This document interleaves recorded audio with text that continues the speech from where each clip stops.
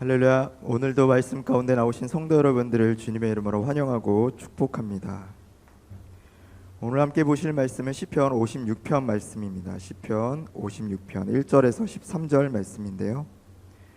저와 여러분이 한 절씩 교독하여 읽도록 하겠습니다. 오 하나님, 사람들이 나를 추격해오니 나를 불쌍히 여겨 주소서. 하루 종일 그들은 나를 끊임없이 공격해옵니다. 원수들이 종일토록 나를 뒤쫓습니다. 많은 사람들이 으스대면서 나를 공격합니다. 두렵고 떨릴 때 나는 주를 굳게 믿습니다. 하나님의 말씀을 찬송하며 하나님을 굳게 믿고 두려워하지 않을 것입니다. 사람이 내게 어떻게 할 수 있겠습니까? 온종일 그들은 내 말을 왜곡시킵니다. 항상 그들은 내게 해를 끼치려고 악한 일을 꾸밉니다. 그들은 오래 숨어서 기다리고 내 발걸음을 살피며 나를 죽이려고 합니다. 어떤 경우에도 그들이 달아나지 못하게 해주소서. 오 하나님, 분노하시고 그들을 납작하게 낮추소서. 나의 탄식과 고통을 적어두소서.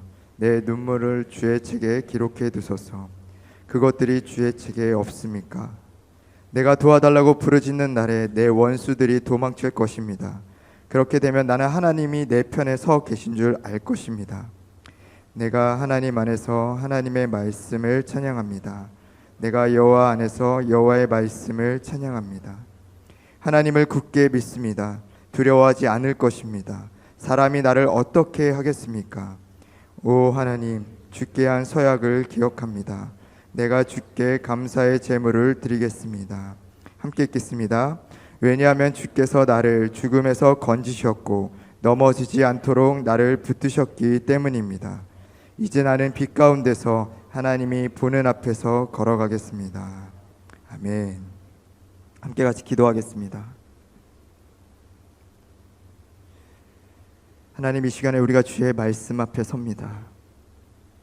성령님, 이 시간에 충만하게 임하여 주셔서 오늘 우리 가운데 선포되어지는 이 말씀이 우리 마음 가운데 새겨질 수 있도록, 스며들 수 있도록 그 은혜로 말미암아 우리가 다시금 힘을 얻고 주님 앞에 굳건히 일어서는 은혜의 시간 되게 하여 주시옵소서.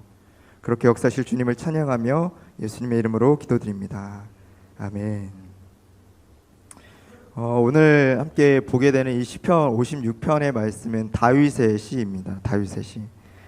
그렇기 때문에 우리가 다윗을 이야기하지 않고 이 시를 살펴볼 수가 없죠.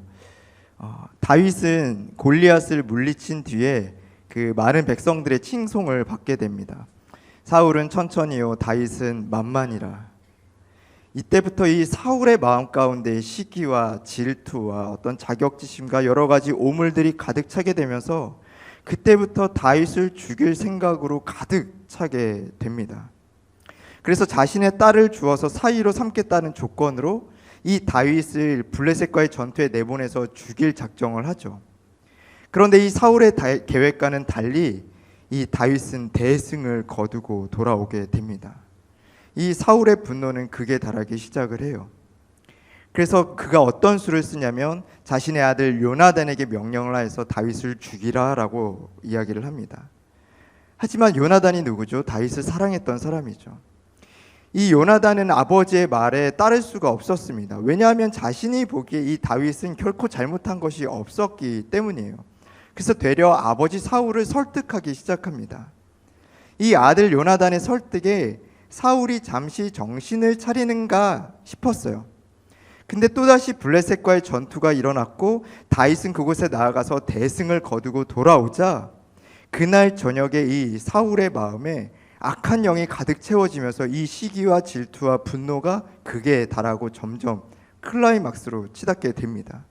그래서 결국 해서는 안 될 것을 하는데 그것이 무엇이냐면 자신의 손에 들고 있던 창을 하프를 켜고 있는 그 다윗을 향하여 던져버린 것이에요. 너무나 다행히도 다윗은 그 창에 맞지 않고 목숨을 구하게 됩니다. 그러한 일을 겪은 다윗은 그 자리에서 즉시 도망을 가게 되죠. 도망자의 신세가 되어버린 것이에요.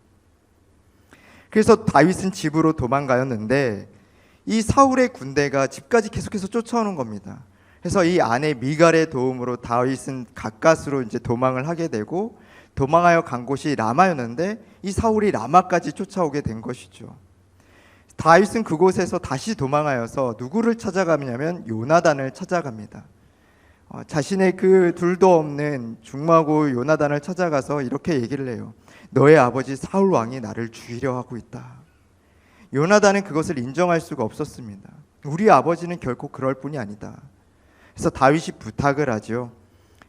내일 초하룻 날에 왕과 함께하는 식사가 있는데 내가 그 자리에 나타나지 않았을 때 네가 그렇게 얘기를 해주렴. 내가 가정 그 행사가 있어서 내가 고향으로 내려갔다. 그래서 그렇게 얘기를 했을 때 이 사울 왕이 극대노를 하게 되면 그는 분명 나를 죽일 심상이 있는 것이고, 그렇지 않다라면, 아무렇지도 않다라면 내 목숨은 온전할 것이다. 그래서 내가 밭에 나가서 숨어 있을 테니 아버지 이 사울 왕의 그 심기를 한번 살펴보고 내게 신호를 달라. 그리고 날이 되었습니다. 다음 날이 되었고 이제 식사 자리가 되었는데 사울의 눈에 다윗이 보이지 않는 거예요. 다윗이 어디 갔느냐? 가정 행사가 있어서 고향으로 돌아갔습니다. 그때 아니나 다를까 사울이 극대노를 하게 되는 거죠. 이때 요나단이 사울 왕의 그 모습을 보고 너무나 슬퍼하였습니다. 그리고 나아가서 활을 쏘면서 다윗에게 신호를 보내게 되죠. 이 요나단과 다윗은 눈물의 포옹을 마친 뒤에 다윗이 다시 한 번 더 사울을 피하여서 도망을 하게 되는데, 그 도망하는 땅이 어디였냐면 적군의 땅 블레셋 가드 지역이었습니다. 이곳으로 도망을 한 다윗이 아니나 다를까 설상가상으로 이 가드 지역 사람에게 발각이 되게 된 거예요. 자신은 들키지 않을 거라고 생각을 했나 보죠. 그런데 이미 이 다윗의 명성은 이방 나라에게도 다 퍼져 있던 터라 다윗을 몰라볼 수가 없었습니다. 이 가드 사람들이 다윗을 보고 이 사람 이스라엘의 장군, 유명한 장군 다윗 아니야? 이 사람을 위한 노래도 있어. 사울은 천천히요, 다윗은 만만이라. 이렇게 붙잡히게 되자 다윗은 계속해서 그 두려움이 계속해서 커져가게 됩니다. 왜냐하면 그 땅 가드 왕의 아기스라는 왕이 자신을 알아볼 것만 같은 거예요. 왜냐하면 이 다윗이 죽였던 골리앗이 바로 가드 사람 출신이었거든요. 그때 극에 달하는 이 두려움 가운데 휩싸였던 다윗이 어떤 선택을 하느냐? 미친 척을 하기 시작을 합니다. 성벽 문에다가 머리를 막 들이받고 막 그 수염에 침이 가득 찰 정도로 막 입에 거품을 물며 침을 질질질질 흘리고, 그래서 가까스로 이 아기스 왕의 어떤 죽음을 또 한 번 모면하게 돼요. 그러면서 다윗이 지었던 찬양, 시, 노래가 바로 오늘 우리가 함께 보는 시편 56편의 말씀입니다. 우리가 성경 인물 중에 가장 본받고 싶은 인물을 꼽으라고 하면 신약에서는 단연 바울을 꼽을 것이고, 구약에서는 단연 1위로 다윗을 많이 선택을 합니다. 저 역시도 다윗을 너무나 좋아하고요. 그런데 이 말씀을 가만히 이렇게 살펴보고 있으면 다윗만큼 이렇게 기구한 인생을 또 살아낸 사람이 있었을까라는 생각이 들 정도로 너무나 불쌍해 보이는 거예요. 나중에 가서 이 다윗이 밧세바를 취했다라는 이유로 이 아들 압살롬의 공격을 받기도 하지만, 그것은 그렇다 치더라도 지금 이 사울 왕의 추격을 받고 있는 것, 그리고 또 블레셋 땅에 가서 그 적군의 왕으로부터 위협을 받고 있는 것, 이것은 도무지 이해가 되지 않습니다. 왜냐하면 다윗은 이때까지 어떤 잘못도 하지 않았거든요. 다윗이 한 것이라고는 하나님을 위해서, 그 나라를 위해서 자신의 충심을 다하고 온몸을 바쳤던 것밖에 없습니다. 그런데 그에게 돌아온 것은 어떤 보상도 아닌 이 기구한 인생, 그리고 그 사면초가의 상황밖에는 펼쳐지지 않았던 것이죠. 아마도 제가 다윗이었다면 이 블레셋 땅에 가기 전에 모든 것을 다 포기했을지도 모릅니다. 그리고 자연스럽게 하나님을 원망했을 것이에요. 이 땅을 사랑하는 모든 인생에는 저마다 굴곡이 있습니다.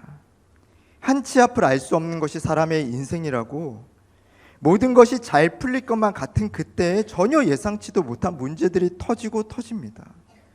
그리고 이 문제만 잘 해결되면 모든 것이 순탄할 것 같고 탄탄대로일 것만 같지만, 또 다른 문제가 덮쳐오기 시작해요. 엎친 데 덮친 것은 기본이고, 우리가 지난주에 그 말씀을 통해서 들었지만 하나님이 나만 사랑하신다라고 들었는데요. 사실상 우리 삶에 펼쳐지는 모습은 하나님이 나만 미워하시는 것만 같은 상황들이 계속해서 일어나는 것이 현실입니다. 그래서 어쩌면 그렇기 때문에 이 다윗의 고백이, 이 시편 56편의 다윗의 시가 이 땅을 살아가는 그 고난의 인생길을 걸어가는 우리에게 어쩌면 가장 귀한 시편이 되지 않을까라는 생각을 또 해보게 됩니다. 나보다 더한 상황에서 다윗은 이 시간들을 어떻게 이겨냈을까? 그가 그 삶을 포기하지 않고 끝까지 붙들고 있을 수밖에 없었던 이유, 비결은 무엇이었을까? 오늘 이 다윗의 시편을 통해서 우리가 이 고난의 인생길을 넉넉히 이겨내고 감당해낼 수 있는 그러한 비결을 배우고 마음에 새길 수 있는 그런 은혜의 시간이 될 수 있기를 주님의 이름으로 축복합니다. 이 다윗이 블레셋 땅에 들어가서 가드 사람들에게 붙잡혔을 때 그가 지어 불렀던 노래가 바로 56편인데요. 아무에게도 도움을 받지 못하는 외롭고 또 곤란하기만 한 이 상황 가운데서 죽음을 피해 도망왔으나 또 다른 죽음이 기다리고 있는 그곳 가운데서 다윗이 눈을 들어 하나님을 바라보기 시작합니다. 먼저 오늘 보면 1절과 2절 말씀을 함께 읽겠습니다. 시작. 오 하나님, 사람들이 나를 추격해오니 나를 불쌍히 여겨 주소서. 하루 종일 그들은 나를 끊임없이 공격해 옵니다. 원수들이 종일토록 나를 뒤쫓습니다. 많은 사람들이 으스대면서 나를 공격합니다. 다윗은 지금 자신이 처한 상황에 대해서 하나님 앞에 호소를 하고 있습니다. 1절을 보니까 오 하나님, 오 하나님, 개역개정에는 하나님이여 라고 나와 있는데요. 이 원문에는 이 하나님을 무슨 단어로 사용하냐면 엘로힘이라는 단어를 사용하고 있습니다. 이 엘로힘이라는 하나님의 칭호를 어느 때 사용하냐면 천지 만물을 창조하신 그 하나님의 전능하심, 그 능력의 면모를 부각시킬 때 주로 사용되는 말이에요. 이름이에요. 또 하나님의 능력과 위엄을 강조할 때 사용하는 이름이 바로 엘로힘입니다. 즉 다윗은 지금 이 천지를 창조하신 전능하신 하나님, 그 능력과 위엄이 많으신 하나님께서 지금 내 삶에 개입해 주시기를 간곡히 간청하고 있는 것입니다. 그리고 나서 뭐라고 고백하냐면 사람들이 나를 추격해 오니 나를 불쌍히 여겨 주십시오. 하루 종일 그들은 나를 끊임없이 공격해 옵니다. 여기서 그들은 누구냐면 이 블레셋 그 가드 왕 아기스와 그 가드 사람들뿐만 아니라 지금 자신을 뒤쫓고 있는 사울 왕과 그 군대를 의미하는 거예요. 근데 그 공격은 일시적이거나 어떤 단발적인 충동에 의해서 일어난 단 한 번의 어떤 공격이 아닙니다. 계속해서 끊임없이 이어지는 공격이었어요. 그것을 어떻게 알 수 있냐면 1절 말씀을 보니까 하루 종일, 또 2절에도 보면 종일토록, 또 뿐만 아니라 5절 말씀에도 보면 온종일 그들이 나를 괴롭히고 있습니다. 즉 다윗은 지금 피를 말리는 상황 가운데 있는 겁니다. 하루 종일 그들로 인해서 단 한순간도 쉴 틈 없이 계속해서 피를 말리고 있는 거죠. 사랑하는 성도 여러분, 어떤 피 말리는 경험을 해본 적이 있으십니까? 저는 예전에 저를 피 말리는 한 사람이 있었어요. 저를 계속해서 괴롭히는데 어떤 이유도 없었습니다. 그냥 제가 미운 거예요. 자기 뜻에 맞지 않다라는 이유로, 또 자기 눈에 보기 좋지 않다라는 이유로 계속해서 저를 괴롭히는데요. 정말 하루하루가 힘들더라고요. 아침에 눈 뜨자마자 그 사람이 생각이 납니다. 그가 상쾌하게 하루를 시작해야 되는데 스트레스가 가득 찬 상태로 하루를 시작을 해요. 이 사람의 얼굴을 또 내가 어떻게 보지? 오늘은 또 나한테 어떤 어려움을 줄까? 그리고 하루 종일 그 사람의 눈치를 보고 그 사람 신경 쓰이고, 또 집에 돌아갈 때에는 하나님 앞에 온종일 있었던 일들을 막 하소연합니다. 하나님, 저는 절대 그 사람 용서 못합니다.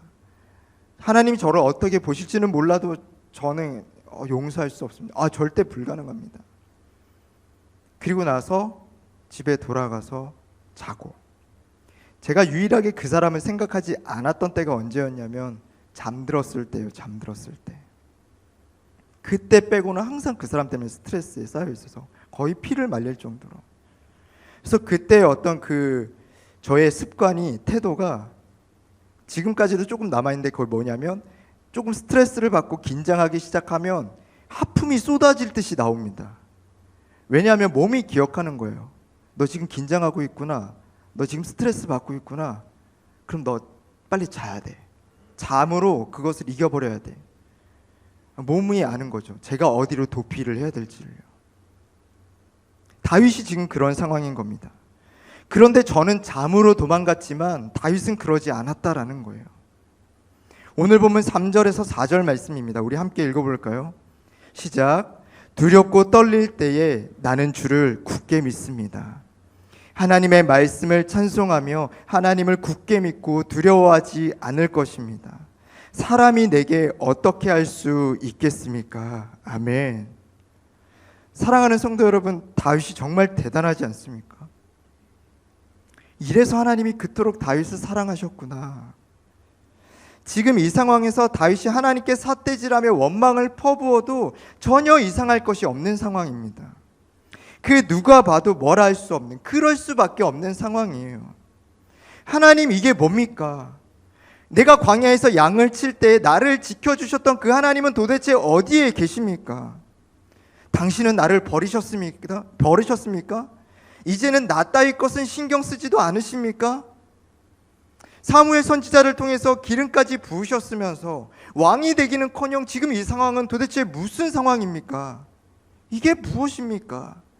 다윗이 이렇게 고백해도 뭐라 할 사람 한 사람도 없는 상황이다라는 거예요.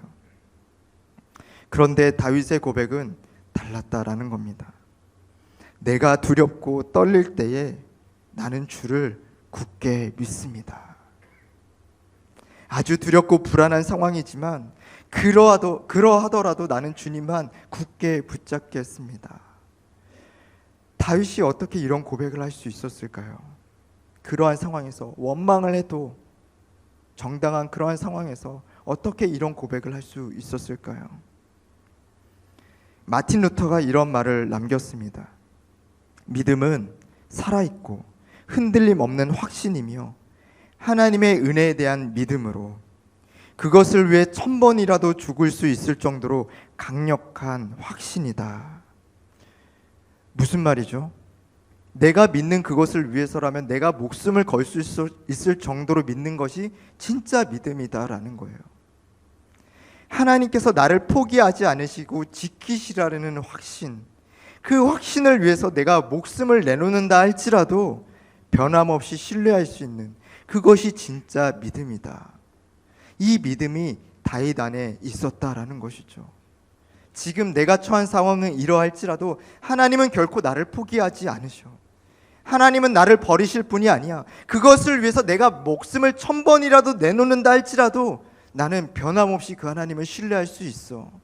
그 하나님을 향한 믿음이 다윗 안에 있었습니다. 하나님은 그 다윗 안에 있던 믿음을 알고 계셨던 거예요.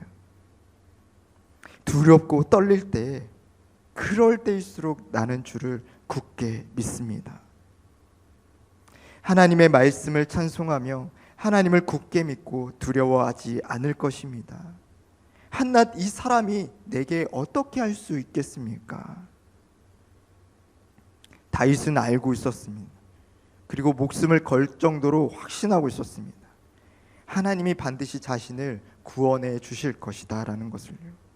수많은 대적의 손에서 자기의 어떤 편을 들어주실, 구해 주실 뿐만 아니라 대적들을 물리쳐 주시고 하나님이 나의 편이시다라는 것을 밝히 드러내 보여주실 것이다라는 것을 다윗은 확신하고 있었습니다. 그 믿음에서 기인한 간구가 바로 5절에서 9절 말씀입니다. 제가 읽겠습니다.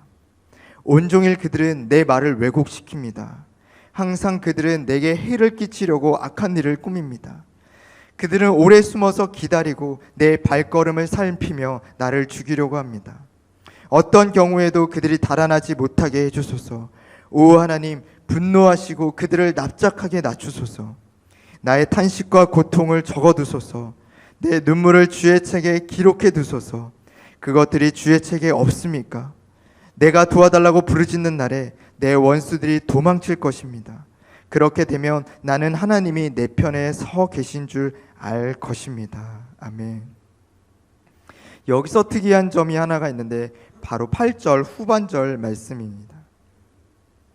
이 8절 후반절에는 다윗이 이렇게 고백을 하고 있어요.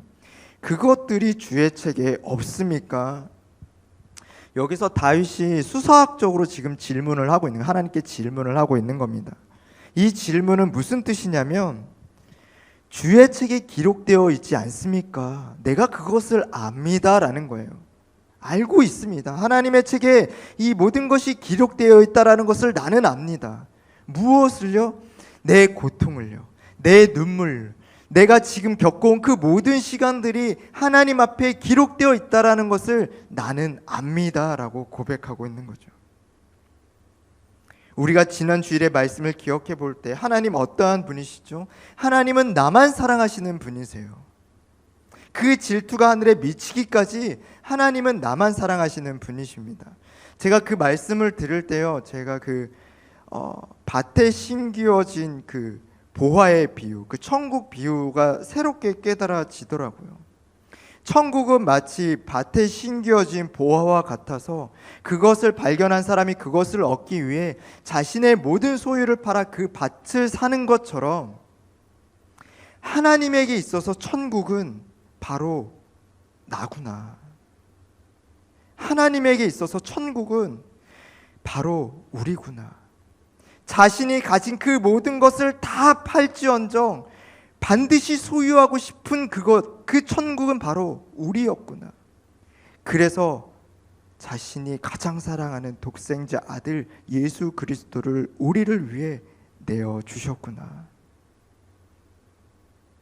비록 우리가 겪는 지금 어려움, 상황들은 나만 미워하시는 상황인 것 같지만 하나님은 자신의 아들의 핏값으로 주고 사신 저와 우리 모두를 결코 포기하지 않으신다라는 겁니다. 당하게만 놔두시지 않으시는 분이시다라는 거예요. 우리가 겪는 모든 눈물과 고난을 다 기록해 두시고 그것을 되갚아 주실 분이시다라는 겁니다. 여러분 믿으십니까? 결코 이 하나님은 우리를 포기할 수 없는 분이세요. 이 모든 사랑이 바로 성경에 기록되어 있고 우리는 이 성경으로 말미암아 하나님의 사랑을 믿고 신뢰할 수 있게 됩니다. 이 하나님의 사랑이 믿어지는 순간 우리 안에 내주하시는 성령을 통하여서 이 천지를 창조하신 그 전능하신 하나님이 오로지 나만 사랑하고 계신다라는 그 사실이 믿어지는 순간 우리는 우리 앞에 당면한 그 모든 고난들을 넉넉히 이겨낼 수 있다라는 것입니다. 더 이상 이 땅에 유한한 사람들이 두렵지 않다라는 거예요. 한낱 사람이 내게 어찌할 수 있겠습니까?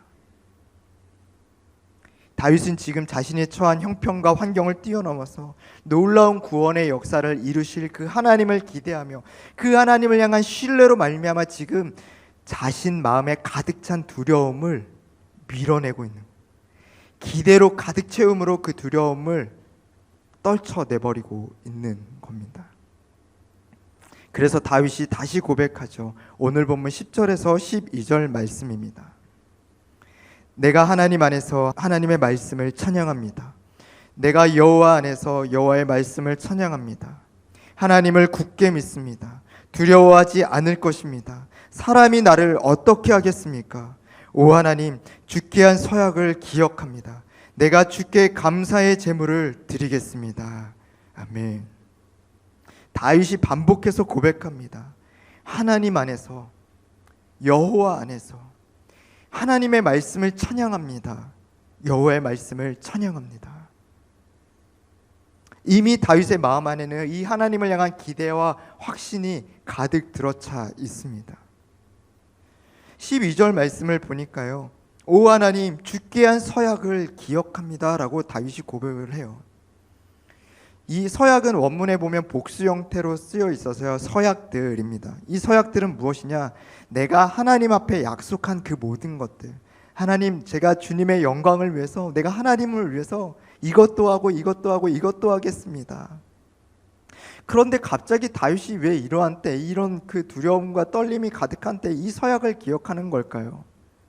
다윗 안에 믿음이 있었기 때문이에요. 무슨 믿음이죠?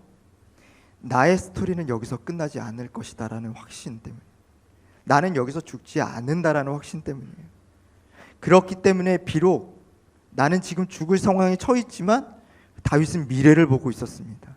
주님, 내가 주님 앞에 서약한 그 서원들은 다 이루어질 것입니다. 그렇기 때문에 내가 그 서원들이 이루어질 때마다 주님 앞에 감사의 제물을 드릴 겁니다. 이 감사의 제물을 드릴 겁니다 라는 단어가 미완료형으로 쓰여 있어요. 계속해서 끊임없이 내가 주님 앞에 서는 날까지 드릴 것입니다. 어떤 확신이죠? 그러니까 나는 여기서 끝날 인생이 아니다라는 거예요. 그리고 그 마지막 고백이 13절에 담겨 있습니다. 13절 우리 함께 읽어보겠습니다. 시작. 왜냐하면 주께서 나를 죽음에서 건지셨고 넘어지지 않도록 나를 붙드셨기 때문입니다. 이제 나는 빛 가운데서 하나님이 보는 앞에서 걸어가겠습니다. 아멘. 나를 죽음에서 건지셨고 넘어지지 않도록 붙드셨기 때문입니다. 하나님의 약속이, 말씀이 다윗을 굳게 붙들고 있었던 거예요. 다윗은 이렇게 또 하나의 산을 넘게 됩니다. 우리의 바람은 이 이후에 다윗의 삶이 평탄하고 이제는 순탄하였으면 좋겠지만, 여러분 아직 시편 56편입니다. 더 많은 산들이 남아 있어요. 다윗에게도 그렇고 우리의 삶에도 그렇고요. 말씀을 맺으려고 합니다. 우리 인생이 지금까지 지나온 고난의 산들, 그리고 지금 넘어가고 있는 산들, 그리고 앞으로 또 우리가 넘어야 될 고난의 산들이 있습니다. 우리 삶 속에서 예상할 수 없는, 그냥 좀 지나갔으면 하는 그러한 산들이 우리 앞에 마주할 때마다 우리가 이 시편 56편을 기억하면서 다윗이 그때 그 산을 어떻게 넘었는가, 우리가 이것을 기억하면서 이 다윗의 믿음으로 우리도 그 산을 하나씩 하나씩 넘어가기를 소망합니다. 하나님을 향한 포기할 수 없는 확신으로, 내 뒤에는 나만 사랑하시는 하나님이 계셔. 하나님은 결코 나를 내버려 두시고 포기하지 않으시고 외면하지 않는 분이시요. 나의 모든 눈물을 아시고 나의 모든 고통을 아시고 그것을 다 기록해 두는 분이시고, 그분은 그 기록대로 원수를 갚아주실 분이죠. 나를 넘어지지 않게 붙들어 주실 것이고, 내가 주님 앞에 약속한 하나님을 위해서 내가 기도한 그 모든 것들을 들어주실 거야. 나의 감사는 여기서 끝나지 않아. 이 믿음의 고백으로 우리가 산을 하나 넘고 하나 넘고 하나 넘었으면 좋겠습니다. 우리가 산을 넘을 때마다 우리의 믿음은 계속해서 더욱더 굳건하게 견고해질 것이에요. 그리고 나중에는 그 어떠한 높은 산이 찾아온다 할지라도 우리는 주님과 함께라면 이 산을 거뜬히 넘을 수 있어 하고 충분히 넉넉히 이겨낼 줄로 믿습니다.